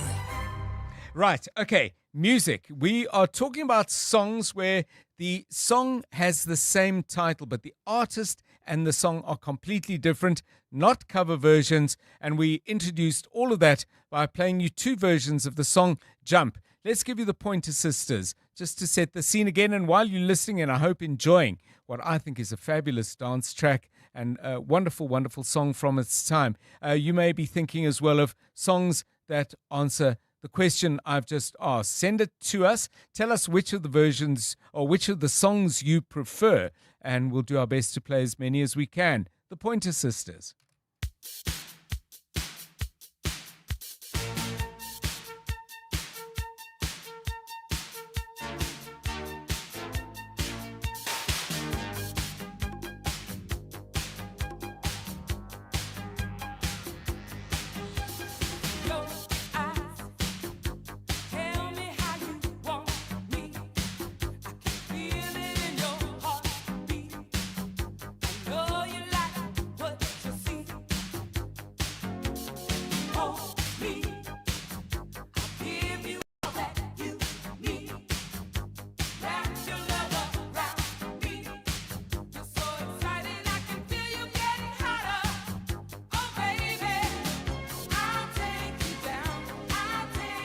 Pointer Sisters from 1983. Just looking at Wikipedia, the only place it actually went to number one in top of the charts was in Canada.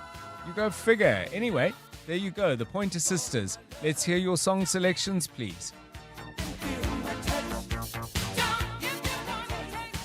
In the last 24 hours, this is what's happened in your world. Former DA leader John Steenhuisen is to be recalled from his job as Agriculture Minister as new party leader Jordan Hill-Lewis wields his power to make his first changes. Announcing the changes today, DA leader Jordan Hill-Lewis says they will strengthen the DA's contribution to government and give better effect to the mandate received from its 3.5 million voters 2 years ago. Since the outbreak of the disease, Steenhuisen has been in running battles with agricultural and farmers groups over his handling of the situation and taken to court over the department's vaccination campaign. EWN, in touch, in tune, and independent. Joburg, it's time to show up for our city on Sunday, 26 July. Join thousands of Joburgers for the 702 Josie My Josie Walk the Talk, proudly partnered by Standard Bank. Walk through the heart of Johannesburg, celebrate its rich history, and experience the exciting growth taking place in the CBD.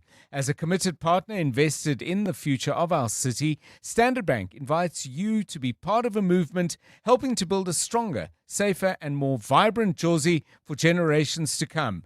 Register today and take part in the walk that brings Johannesburg together. The 702 Josie My Josie Walk the Talk, proudly partnered by Standard Bank. Keep moving through 6 a.m. call times, the rain, dirt tracks, and moving through tight deadlines. Because you move with purpose, from the first stop to the final drop. The Hino 700 truck tractor comes standard with a 6-year drivetrain warranty and advanced safety features tailored to your industry. The Hino 700 is built to fuel your business's progress. Hino, all the way. This winter is a cold one. Keep the heat in and the cold out with Cash Build.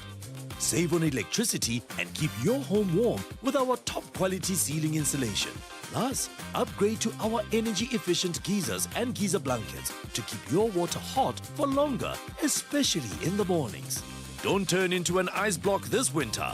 Head in-store to your nearest Cash Build for quality insulation and energy-efficient geysers. Cash Build. 702.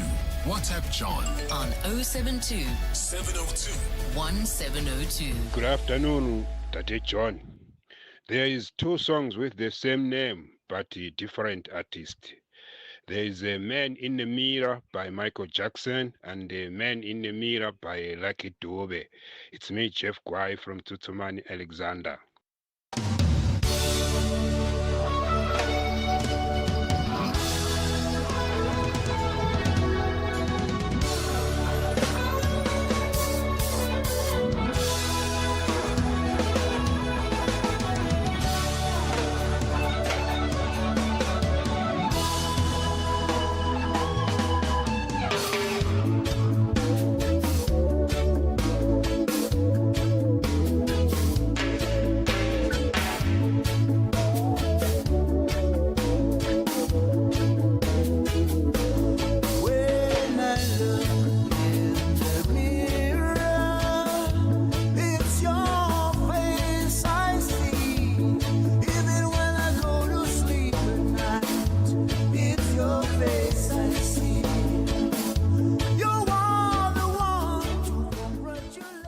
Lucky Dube, Man in the Mirror. Michael Jackson had a song of the same name. We went for Lucky Dube with that. It's not the I keep saying version, but that's wrong. It's not a version of the same song. It's the same title, completely different song.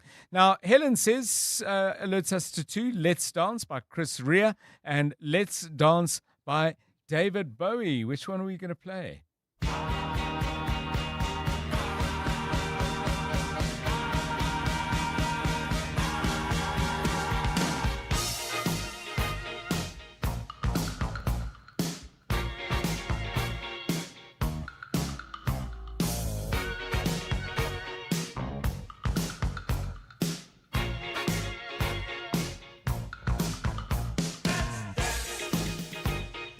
Put on your red shoes and Yeah, interesting. Also from 1983. Definitely enjoy that. David Bowie, Let's Dance. Songs with the same name, completely different songs, and of course different artists. Let's hear some more. Hey, John. There's a song by Chris Cross. It's a rap song with the same title, Jump. Zweli in Jamestown. Hi, John. Muzie in Report. Two songs with the same name. It's a song called Jesse. I think one is done by Joshua Cadison. Another one is done by Roberta Fleck. Two completely different songs. Thank you. Bye.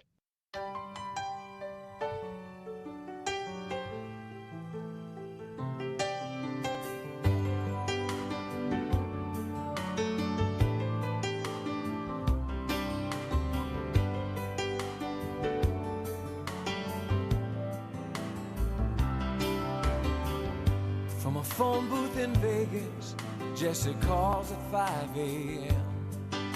to tell me how she's tired of all of them. She says, baby, I've been thinking about a trailer by the sea. We could go to Mexico, you, the cat, and me. We'll drink tequila and look for seashells. Joshua Cadison with Jesse there. Here's another one from Desmond. Prince and Harry Styles both did Sign of the Times. My favorite is Prince. Peter's on the line from Bedford View. Peter, good afternoon. Hi, I've got three songs. The song is Gloria by U2, and the three artists are U2, The Doors, and Van Morrison. Yeah, I'd go for the Van Morrison version, but I believe you're picking U2. Thank you, Peter. No, whichever. Oh, whichever. All right. Okay, well, we're going to play U2. Yeah, the Van Morrison one takes a while to get going. So let's go with U2. Peter, thank you. Three great choices.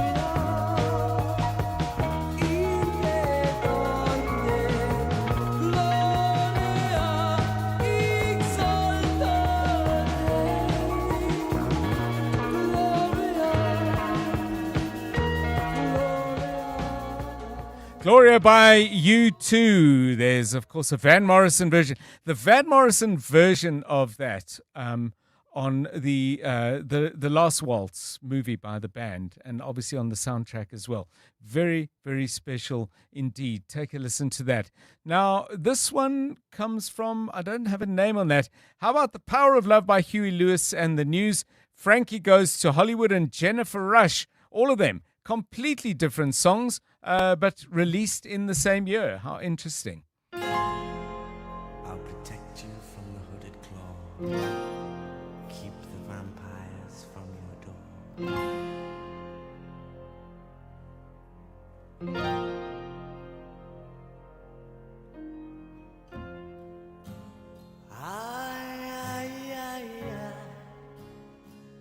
Feels like fire. I'm so in love with you.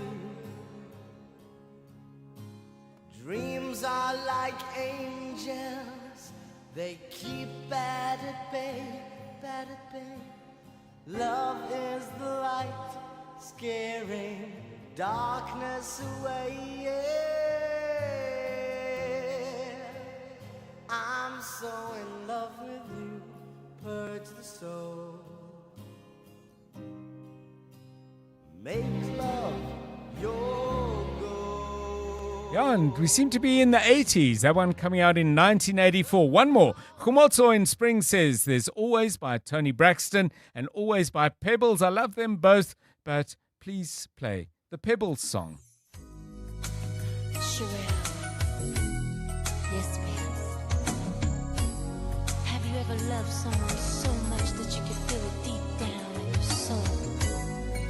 Girl, I truly have. Well, this is how I feel about the one I love. Let's sing it together. Always, boy, I never knew. Sound of Pebbles bringing us to the end of today's edition of 702 Drive. Never fear, we're back tomorrow at 3. Lots of good radio before that, starting with The Money Show in just a moment. I'm John Perlman. Good night. And now, The Money Show. With Stephen Grootes, live on 92.7 and 106 FM. Streaming on the Prime Media Plus app. And DSTV channel 856. The Money Show with Stephen Grootes is brought to you by ABSA Rewards. Get double cash back when an African team scores and wins at the FIFA World Cup 2026, courtesy of Visa. T's and C's apply. Good evening on your Money.